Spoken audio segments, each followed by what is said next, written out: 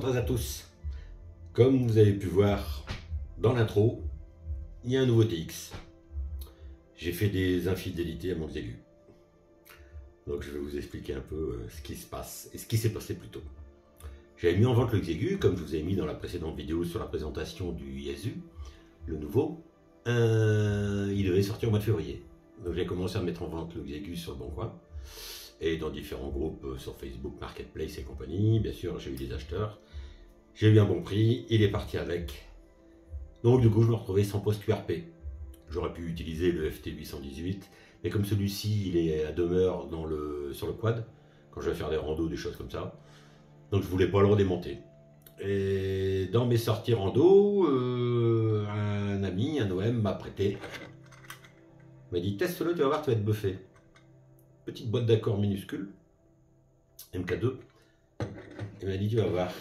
C'est sûr qu'on va pas accorder une barrière de chemin de fer avec ça. Mais si vous êtes en limite de votre bande de fréquence, exemple moi avec mon Enfeld, il suffit que je la mette en sloop, je la mette en V inversé ou des choses comme ça, le TOS il bouge un peu. Avec le Xiegu c'était facile, on avait la boîte d'accord intégrée. Donc moi j'étais un peu échaudé avec les autres TX, il n'y avait pas de boîte d'accord intégrée parce que quand on est en QRP ou en SOTA, j'aime pas rajouter des éléments, remettre un élément, ou alors que ce soit alimenté ou des choses comme ça. Donc ce petit truc m'a fait ouvrir les possibilités du possible. J'ai craqué. J'ai vendu les Niton, j'ai vendu le Yaesu FTM100 et j'ai vendu mon Xiegu. Et j'ai acheté ce joli petit bébé. Donc, bah oui, parce que maintenant, si on prend lui et qu'on rajoute ça qui est tout petit, bah, ça me plaît mieux. Pas besoin de l'alimenter. Si on est en limite de bande, ça passe super bien. On accorde super bien l'antenne. Et celui-là, il me convenait super bien. Au début, je n'aimais pas du tout le form factor. Je trouvais que le 818 était mieux. Fred, FK2D, il m'a dit, tu vas voir, tu vas t'y faire. Il a eu raison. Avec le Xiegu, je suis revenu sur ce form factor et celui-ci me plaît. Donc j'ai craqué. Parce que je l'aimais déjà bien, les fonctionnalités me plaisaient, j'avais jamais eu d'ICOM. Donc ça fait une semaine que je m'amuse avec et je peux vous assurer que je m'amuse très très bien avec. J'ai déjà pas mal fait, j'ai mis le serveur, j'ai mis poste client, j'ai modifié l'intérieur, bien sûr, vous me connaissez, j'ai commencé à mettre les banques mémoire, j'ai connecté le logiciel dessus pour modifier les bandes mémoire, pour modifier les réglages. J'ai utilisé le téléphone aussi, j'ai utilisé le logiciel de mise à l'heure automatique. Donc je vous expliquerai tout ça, toujours pareil dans les vidéos, petit à petit, une vidéo pour chaque thème. Et puis je pense que la chaîne elle va s'orienter sur ce poste-là maintenant. On va passer là. Donc pour la première vidéo ici, là, je vais vous mettre déjà comment changer l'écran d'accueil par votre petite image personnelle qu'il faut mettre dessus, puisque je suis tombé déjà sur 2-3 écueils où ça ne fonctionnait pas avec un logiciel particulier. Donc j'ai trouvé une petite bidouille et je vais vous la partager de suite.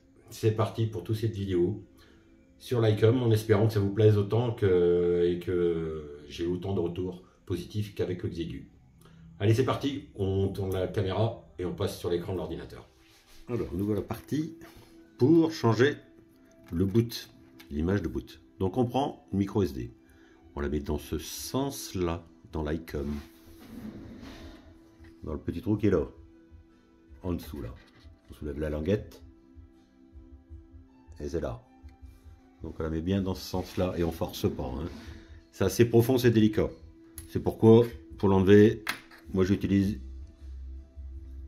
la petite pince épilée, enfin la grosse pince épilée. C'est parti.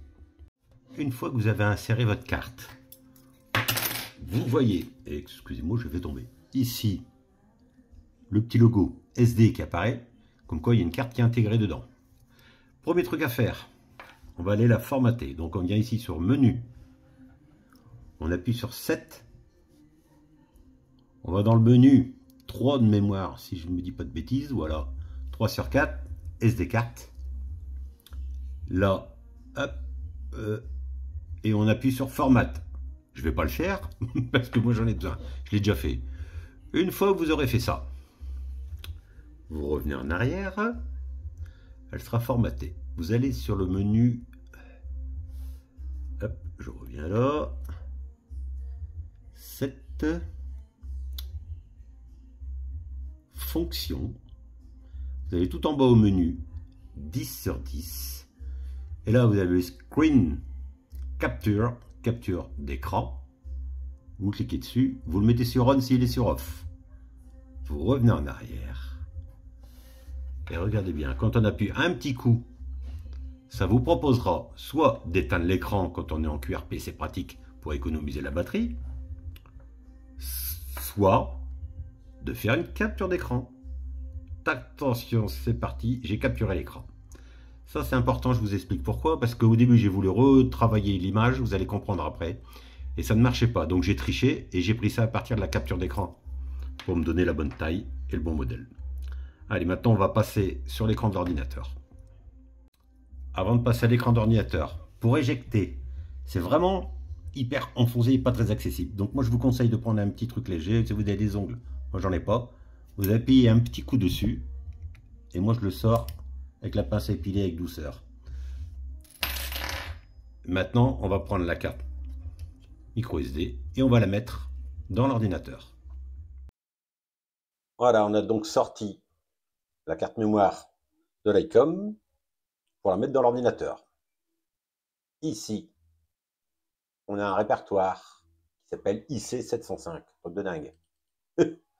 À l'intérieur, on a plusieurs répertoires. On touche à rien.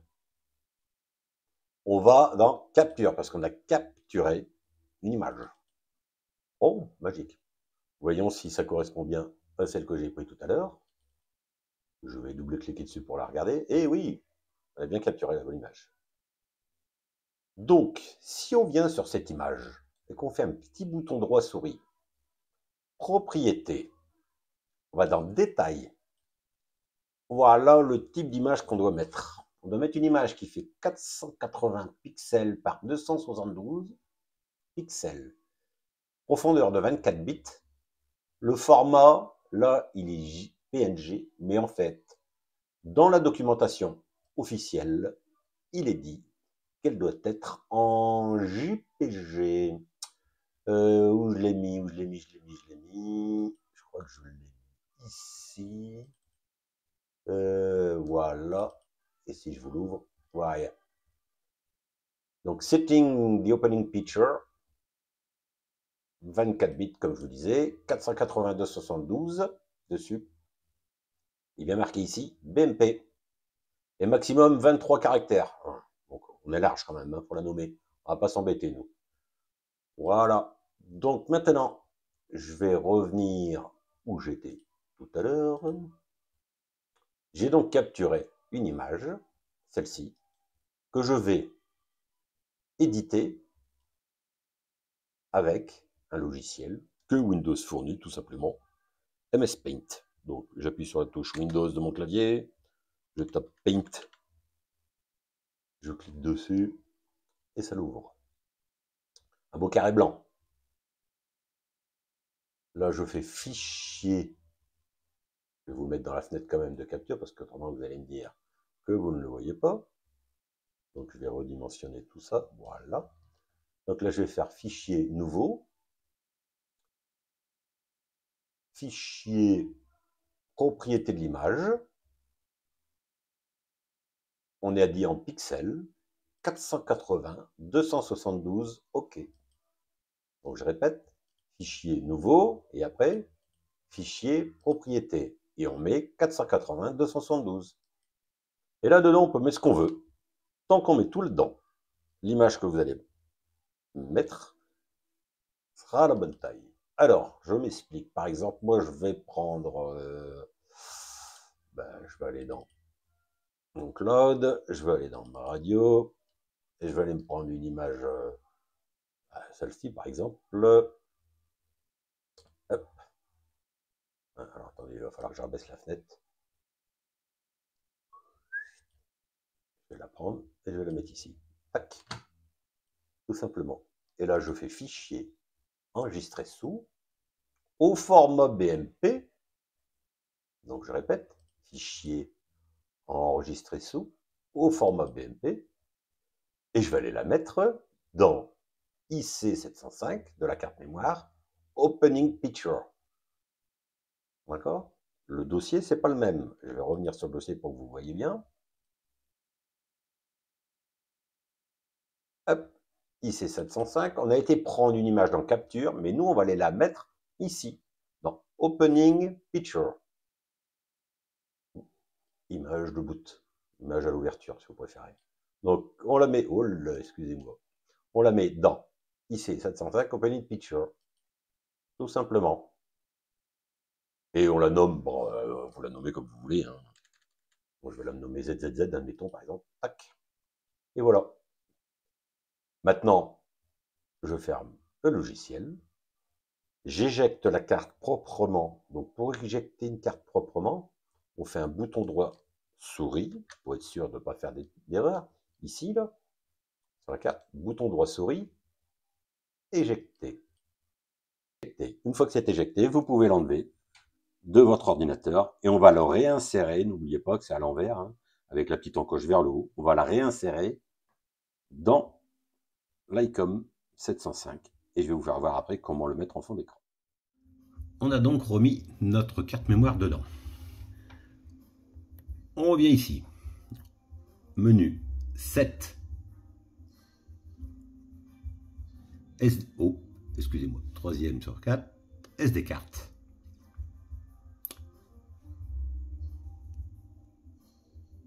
On descend. Opening Picture. Et là, il y a bien ZZZ, tel que j'ai mis tout à l'heure. On clique dessus. Elle apparaît. On lui dit 7. Voulez-vous la mettre comme image de départ? Vous lui dites yes. Il va l'écrire et il va redémarrer. Et voilà, il vient de redémarrer. Ting! Et ça marche. Voilà, monsieur, dame. Tout simplement. En espérant que ça vous ait plu. Les bonnes 73. Et à bientôt pour la prochaine vidéo. Bye bye.